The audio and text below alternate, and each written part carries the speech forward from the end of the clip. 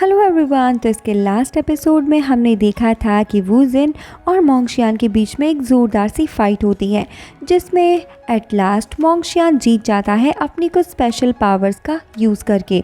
और उसकी special power होती है ऑटम लीव्स, जिसके अटैक से वहाँ एक टॉर्नेडो क्रिएट होता है और उसके बाद वो अटैक वू जी को घायल कर देता है। तो दोस्तों चलिए चलते हैं आज इसके आगे की स्टोरी लाइन में। तो इस एपिसोड की स्टार्टिंग में हमें छोटा सा मोंगशियान दिखाया जाता है, जो ये बताता है कि मुझे प्रैक्टिस करते हुए बहुत टाइम हो गया। जब मैं 8 साल का था तब से मैं तलवारबाजी सीख रहा हूँ और अब तो मैंने इसमें महारत हासिल कर ली है और डीन ने मुझे फॉलन लीफ स्वॉर्ड भी सिखा दिया है।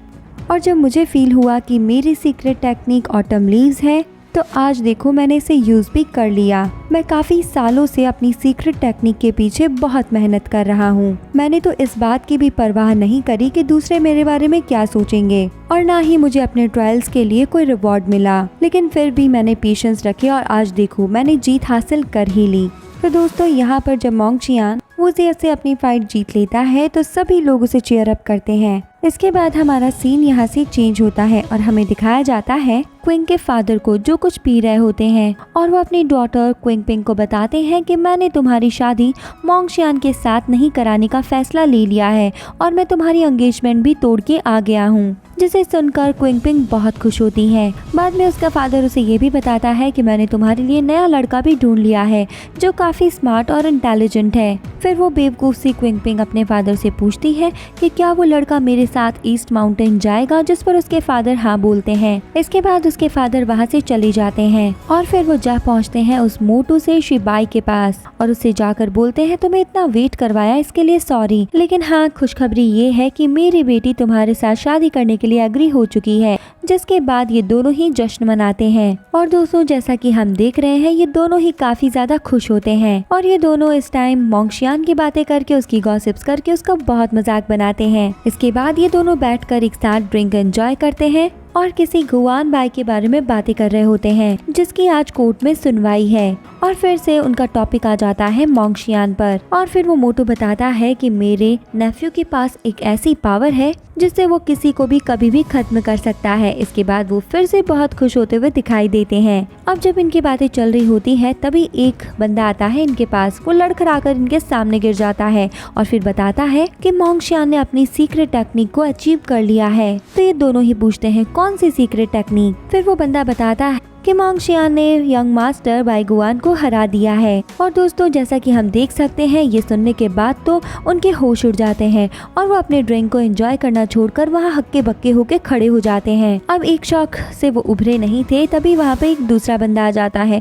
वो भी वहाँ पे लड़खड़ाकर गिर जाता है और बताता है कि क्यू वुई को भी मेंगशुआन ने हरा दिया है और अब मेंगशुआन ही वहाँ का सीनियर और हेड है। ये सुनकर उस मोटू को बहुत गुस्सा आता है और वो मोटू उन दोनों बंदों को पीटने लगता है। दोस्तों इसके बाद हमारा सीन चेंज होता है और हमें कुछ लोगों को दिखाया जाता है जो बातें कर रहे होते हैं कि मेंगशुआन को अपनी सीक्रेट पावर और टेक्निक का रियलाइजेशन हो गया है और इतना ही नहीं, वो अपने हाई लेवल यानी पीक तक भी पहुंच गया है और हाँ वो सिर्फ 16 ईयर्स ओल्ड है। फिर वहीं पर एक बैठा बंदा बोलता है तो डोविंग मैंगशन ने भी युआनची की तरह एक और प्रतिभा पैदा कर दी है। मुझे तो इस बात का सोच है कि उनमें से पहले युआनची माउंटेन पर कौन जाएगा और युआनची माउंटेन पर जाने के लिए बहुत मेहनत लगती है। इसके बाद वो बंदा वहाँ से चला जाता है और हमारा सीन फिर से चेंज होता है, जिसमें हम देखते हैं कि एक माउंटेन के ऊपर एक एकेडमी में एक डिसाइपल अपने मास्टर के पास कोई लिस्ट लेकर आता है और उससे कहता है कि आप इसे एक नजर देखो। जिसके बाद वो मास्टर उस लिस्ट को हवा में वेव करते हुए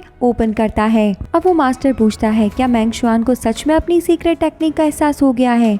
तो वो उसका डिसाइपल बताता है हाँ, अभी मैं जब वापस लौट रहा था तो मैंने कुछ लोगों से सुना कि उसे अपनी सीक्रेट टेक्निक का एहसास हो गया है और वो अभी सिर्फ 16 साल का है, यानी कि दाक्षियान मैंगशन को एक और प्रतिभा मिल चुकी है। अब वो मास्टर बोलता है कि सच में सेंटेंस मैंग को एक और वारिस मिल चुका है। अब वो अपने स्टूडेंट को कहता है कि क्योंकि मेंगशुआन को अपनी सीक्रेट टेक्निक का एहसास हो चुका है, इसीलिए इन फ्यूचर वो तुम्हारा एक बराबर का टक्करदार होगा। जिसके बाद वो डिसाइपल बोलता है कि ऐसा कुछ नहीं होगा, क्योंकि जब तक वो मेरे लेवल तक आएगा तब तक तो मैं युआनचू पर्वत पर पहुंच चुका होऊंगा। इसके बाद मास्टर बोलते हैं कि चलो ठीक है, अभी हम डीमन हंटर कंपटीशन का जो नया प्रारूप आया है उसे देख लेते हैं। जिसके बाद वो डिसाइपल डिसाइपल को एक बंडल देता है और डिसाइपल उसको देखने लगता है। अब वो डिसाइपल बोलता है कि इस साल भी नंबर 1 पोजीशन पे मैं ही रहूंगा।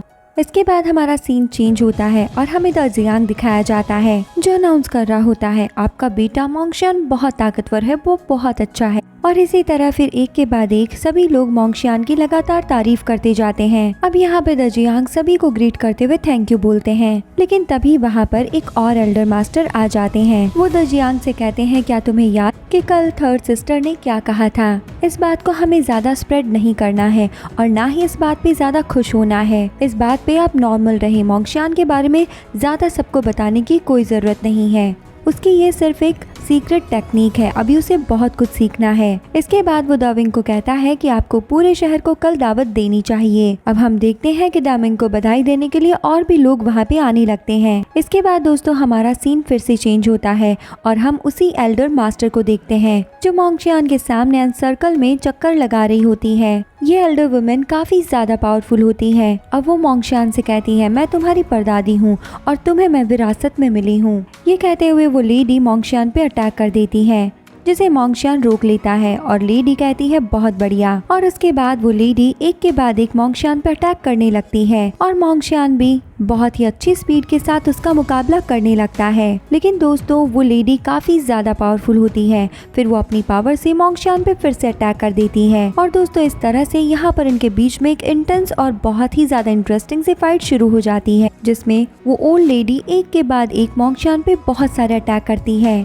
अब वो लेडी मोंगशियान से कहती है अगर मैं अपनी पावर्स को कम नहीं करती तो अभी तुम जल के राख हो जाते। तुम्हारा सैंड बेस अभी तैयार नहीं हुआ है, तुम्हें उसे तैयार करना होगा। जैसा कि तुम्हें पता है एक सैंड को पता होना चाहिए कि उसे क्या चाहिए, और जो उसकी पावर्स है वो सारी युवांशु पर्वत से आती है और वही पावर इस दुनिया की टॉप मोस्ट फोर्सिंग टेक्निक है। और दोस्तों इसके बाद वो एक रेमेडी बताती है जिसकी वजह से वो टेक्निक को अचीव कर सके, और इस रेमेडी के लिए वो इंग्रेडिएंट्स भी उसको बता देती है। और हम देखते हैं कि ये बताते हुए वो उसके सामने एक कुछ बॉल सा प्रेजेंट करती है और उससे बोलती है कि बहुत अफसोस की बात है कि तुम अभी तक एशरेरी टेक्निक को अचीव नहीं कर पाए हो। और वो लेडी ये भी अनाउंस करती है कि बहुत ही जल्दी डीमन हंटर कंपटीशन होने वाला है। आई होप तुम तब तक खुद को तैयार कर लोगे और आई होप तुम अपनी फोर्सिंग टेक्निक को भी जल्दी अचीव कर लोगे। ये सब कहते हुए वो एल्डर लेडी वहाँ से जाने लगती है। अब सीन चेंज होता है और हम मोंगशियान को फिर से पेंटिंग करते हुए देखते हैं, जो पेंटिंग करते करते ये सोच रहा होता है कि इस साल मैंने अपनी पेंटिंग को जैसे छोड़ ही दिया था, मैंने इसकी बहुत कम प्रैक्टिस करी है। और यहाँ हम देखते हैं कि यहाँ फिर से वो अपनी और अपनी मॉम की पेंटिंग ड्रॉ करता है और ऐसा करने के बाद उसके चारों तरफ ब्लू बटरफ्लाईज उड़ने लगती है जो एक एक करके उसके दिमाग में जाने लगती है। और ऐसा होते ही वो अपने लिजन वाले पैरेलल वर्ल्ड में चला जाता है। अब इस पैरेलल वर्ल्ड में उसके सामने बहुत सारे मॉन्स्टर्स आते हैं। तो दोस्तों ये बात तो हमने पहले जान ली थी कि वो इस पैरेलल वर्ल्ड में आकर इस मॉन्स्टर के साथ में फाइट करके अपने स्किल्स को इम्प्रूव करता है और इसीलिए वो एक के बाद एक अपने सामने आने वाले सारे मॉन्स्टर्स को मारता चला जाता है। और वो जैसे जैसे मॉन्स्टर्स को मार रहा होता है उसकी पावर्स और ज्यादा इंक्रीज होने लगती है। अब यहाँ वो खुद ही से बात कर रहा होता है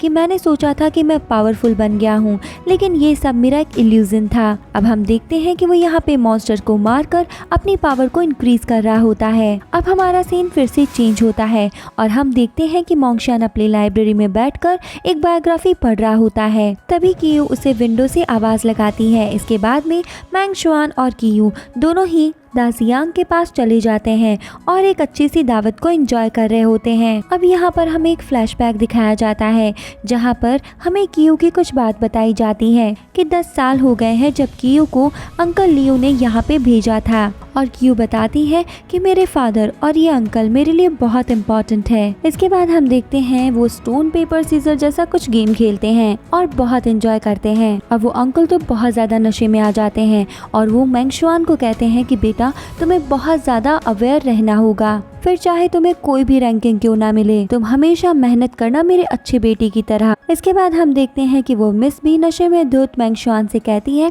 तुम कभी मत डरना, मैं हूँ तुम्हारे साथ हमेशा तुम्हारी रक्षा करने के लिए।